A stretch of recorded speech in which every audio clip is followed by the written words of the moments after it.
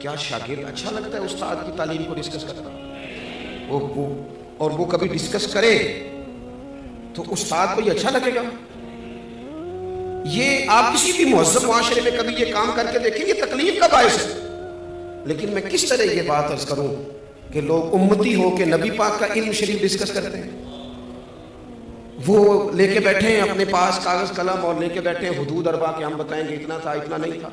یہ شکوک پیدا کیے گئے، شکوک کمزور کرنے کی کوشش کی گئی تاکہ کسی طریقے سے جتنی چیزیں آج دنیا میں لانچ کی گئی ہیں یہ صرف شکوک پیدا کرنے کے لیے، تاکہ خالی ذہن لوگوں کے دلوں میں، آپ مانے نہ مانے، میں جتنے لوگوں سے ملتا ہوں میں تجربے سے کہہ سکتا ہوں کہ ایک بڑا طبقہ ایسا ہے جسے صرف مشکوک بنایا گیا ہے، جسے صرف ڈسٹرب کیا گیا ہے ذہنی طور پر۔ وہ لوگ جو بڑے محبت سے بڑے شوق سے کوئی درود شریف پڑھ رہے تھے، انہیں آ کے کہا گیا یہ والا تو پڑھنا ہی نہیں چاہیے، وہ کب سے پڑھ رہا، مشکوک کرنے کی سازش کی گئی۔ اسی طرح سے ایک بندہ مرزا غلام قادیانی، اچھا اعلیٰ حضرت نے جہاں بھی لکھا ہے غلام احمد قادیانی نے لکھا، مرزا غلام قادیانی، بس اس کو تیار کیا گیا۔ آپ دیکھیں کیسا بیوقوف آدمی لانچ کیا گیا مارکیٹ میں۔ وہ آیا پہلے سادھو بن کے، وہ ہم دم کرانے بھی تو جس کے مرضی پاس چلے جاتے ہیں نا، یہ بھی کوئی کرائیٹیریا نہیں جی، یعنی وہ بابا جی سادے ہیں جی، کیوں سادے؟ کہتے ہیں نہائے نہیں مہینہ ہو گیا۔ میں نے کہا سادہ ہونا اور گندا ہونا ان میں فرق ہے۔ سادہ تو وہ شخص ہوتا ہے جس کو کوئی مہنگے کپڑوں کا شوق نہ ہو، کوئی مطلب اسے پروٹوکول کا شوق نہ ہو۔ سادگی کا کیا مطلب ہے کہ بندہ منہ نہ دھوئے، یہ کہاں کی سادگی ہے؟ تو پہلے کبھی وہ سادھو بن کے آیا، کبھی کچھ بن کے آیا، پھر اس نے نا کیونکہ باقاعدہ وظیفہ خور تھا، اس نے پھر عجیب و غریب دعوے شروع کیے۔ اس نے کہا معاذ اللہ میں نبی ہوں۔ اور آپ کو بتاؤں یہ علماء کے لیے بات انوکھی نہیں تھی، کیونکہ رسول کریم نے فرما دیا تھا، محبوب نے پہلے ہی سمجھا دیا تھا، فرمایا 30 جھوٹے لوگ ہوں گے جو دعوی نبوت کریں گے، اور 2 تو حضور کے ظاہری زمانے میں ہی آ گئے، ظاہری زمانے میں آ گئے۔ تو یہ حضور نے، اب اس نے کیا کیا؟ اس نے کہا میں نبی ہوں، پھر عجیب و غریب تعویلات کرنے لگا۔ وہ لوگ ڈھونڈ کے لاتے ہیں نا چیزیں اپنی مرضی کی، آپ جس کے پاس بھی جائیں وہ دلیل رکھتا ہے، جس کے پاس بھی جائیں وہ کوئی نہ کوئی اس کے پاس کہانی ہوتی ہے، سٹوری ہوتی ہے۔ وہ تو ابو جہل بھی کہا کرتا تھا کہ دیکھو جی اچھے بھلے رہ رہے تھے، اور یہ انہوں نے ایک بھائی کلمہ پڑھ گیا، دوسرا پڑھتا نہیں، گھر میں لڑائی شروع ہو گئی۔ کہانی تو اس کے پاس بھی تھی نا۔ وہ یہ بھی کہتا تھا دیکھو جی ہمارے باپ دادا کو کہتے ہیں وہ گمراہ تھے، حالانکہ وہ تھے گمراہ، تو کہانی تو کوئی نہ کوئی اپنے دفاع کے لیے سب نے بنائی ہوئی ہوتی ہے معاذ اللہ۔ اس نے جب کہا میں نبی ہوں تو وہی لوگ میدان میں آئے جو ہمیشہ آیا کرتے ہیں، وہی لوگ آئے، علماء ربانی جی، مارے کھائیں، جیلیں کاٹی، مولانا نیازی کو تکلیف ہوئی، کئی مہینے جیل میں رہے، حضرت سید خلیل شاہ صاحب علامہ ابو الاسناد صاحب کے بیٹے جیل میں گئے، 20 درجنوں علماء پابند سلاسل ہوئے، اور جب اس کے گرد گھیرا تنگ ہوا تو تعویلات کرنے لگا، کہنے لگا نہیں میں تو ذلی نبی ہوں، میں تو امتی نبی ہوں۔ بھئی یہ کون سی نئی تعریف تم نے کٹھی کی؟ اپنے لوگوں کو سمجھانے کے لیے، قائل کرنے کے لیے، آپ میری بات کو سمجھے اچھے طریقے سے۔ ایک بڑی عجیب بات ہے دنیا کے اندر کہ لوگ کہتے ہیں یار یہ تو ان کے گھر کا آدمی ہے، یہ گھر کا آدمی آ کے یہ بات کہہ رہا ہے تو یہ تو نہیں غلط کہہ رہا ہوگا۔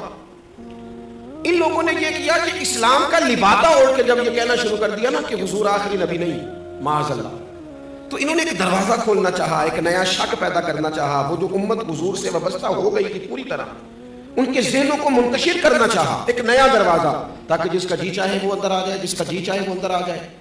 اب ضروری تھا کہ ان لوگوں کے علماء نے حکم شرعی بیان کر دیا تھا، اعلیٰ حضرت نے بہت پہلے لکھ دیا تھا کہ یہ کافر ہے بلکہ مرتد ہے، اور فاضل بریلوی نے یہ فتویٰ دیا کہ جو اس کے کفر میں شک کرے، آپ کی توجہ ہے میری بات پر، جو ان کے کفر میں وہ بھی کافر ہے۔ اس لیے کہ جس طرح اعلیٰ حضرت فرماتے ہیں جس طرح اللہ کو اللہ ماننا، صمد ماننا، بے نیاز ماننا، لم یلد ولم یولد ماننا ضروری ہے، یہ جملے ہیں، فرماتے ہیں اسی طریقے سے نبی پاک کو آخری نبی ماننا بھی ضروری ہے۔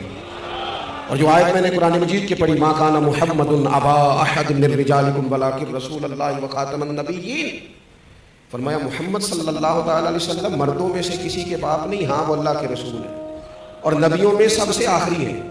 اور آپ کو درجنوں اور سینکڑوں احادیث ملے گی، کسی میں وضاحت کے ساتھ اور کسی میں کنایے کے ساتھ۔ اور حضور نے نا باریک کر کے مسئلہ ختم نبوت بیان کیا، کہیں شک نہ پیدا ہو جائے، باریک کر کے کسی جگہ شک نہ پیدا ہو، یعنی ذرا بھی گنجائش نہیں دی، ذرا بھی۔ فرمایا میرے بعد اگر نبی ہوتے تو عمر بن خطاب ہوتے، اور ساتھ ہی فرما دیا ہوں میں آخری نبی، میرے بعد ہوگا کوئی بھی نہیں۔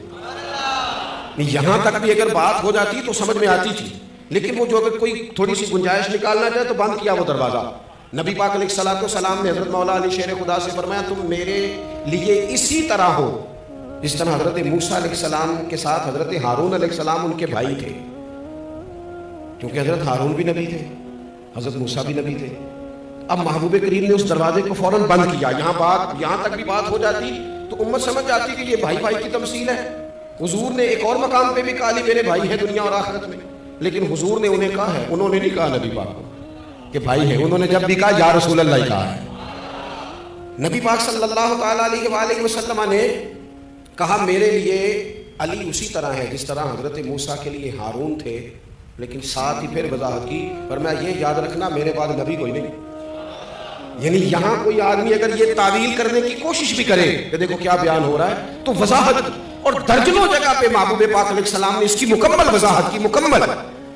اب مرزا قادیانی جب میدان میں آ گیا تو یہ جو ہمارے ہوتے ہیں نا سیاسی زعماء، یہ جو لوگ جو پارٹیاں الیکشن میں آتی ہیں،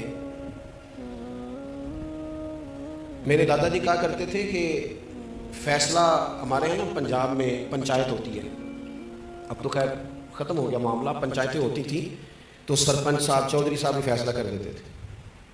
تو دادا جان فرمایا کرتے تھے کہ جو چودھری اور جو سرپنچ الیکشن لڑنے لگتا تھا پھر ہم اس سے فیصلہ نہیں کراتے تھے، اس لیے کہ اس نے دونوں پارٹیوں سے ووٹ لینا ہے، وہ کسی کو ناراض کرنے کی کوشش ہے، اس کے ووٹ کم ہو جاتے تھے۔ ہم اس سے فیصلہ نہیں کرایا کرتے تھے، ہم وہ والا سرپنچ ڈھونڈتے تھے کہ جو فیصلہ تو کرے لیکن اس لالچ میں نہ پڑے کہ اگر میں نے فیصلہ کسی کے خلاف کر دیا تو پھر وہ مجھے ووٹ نہیں دے گا۔ سیاسی زعماء کا یہ مسئلہ ہوتا ہے کہ انہوں نے لینے ہوتے ہیں ووٹ، کسی کمیونٹی کو ناراض نہیں کرنا چاہتے، یہ چاہ نہیں رہے تھے کہ ملک کے اندر قادیانیوں کو اقلیت قرار دیا جائے، چاہتے نہیں تھے سیاسی زعماء، اللہ ماشاءاللہ کچھ اچھے لوگ بھی ہمیشہ ہوتے ہیں، چاہ نہیں رہے تھے۔ پھر علماء کو جد و جہد کرنی پڑی۔ میں چھوٹا ورکر ہوں دین کا، شاید جتنے لوگ کام کر رہے ہیں ان سے سب سے چھوٹا میں ہوں، اور یہ عاجزی کے طور پر نہیں کہتا، میرا یہ حسن ظن ہے کہ میں نے زندگی میں بڑے بڑے مخلص لوگ دیکھے ہیں، جب ان کا کام ہم دیکھتے ہیں تو محسوس ہوتا ہے کہ واقعی ہم لوگ کمزور ہیں، ہمیں بہت کام کرنا چاہیے۔ آج بڑے مسائل ہیں، اپنی بات پہنچانا بڑا آسان ہے، لیکن جب پلٹ کے وہ زمانہ دیکھتے ہیں نا جب یہ مشترکہ تھا ہندوستان پاکستان، حکومت انگریز کی تھی اور قادیانی کے خلاف تحریک چلانی تھی، تو کتنی جد و جہد کرنی پڑی اعلیٰ حضرت فاضل بریلوی، کتنی کوشش کرنی پڑی پیر جماعت علی شاہ صاحب کو، اور شہزادے ہیں حضور غوث پاک کے پیر میرے علی شاہ صاحب۔